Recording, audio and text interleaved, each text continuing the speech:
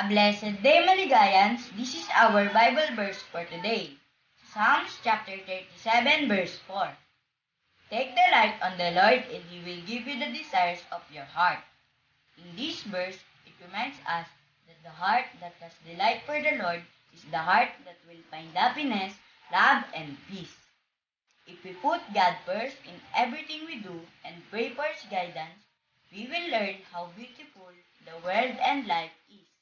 We learn that this impermanent existence isn't all there is. We learn that the plans God has for us are far greater than we could have ever imagined. Let us pray. In the name of the Father, the Son, the Holy Spirit. Amen. Holy Lord, God of our fathers and the great giver of every perfect gift, thank you for longing to bless me and pour me the riches of your grace. Please touch my heart to desire your will, and then to ask you to accomplish it with your glory. In Jesus' name, I pray, Amen. At ito po ang ating Bible verse for today. Shout out po sa ating school principal, si Dr. Wilma Sinayan. Shout out din po sa aming advisor, si Sir Julian Sinayan. Maligayans, don't forget to like and share this video.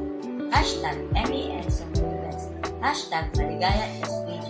Ako po si Prince Rio Mabilyara, ang inyong SPG Grade 5 Counselor. God bless Maligayans. Bye!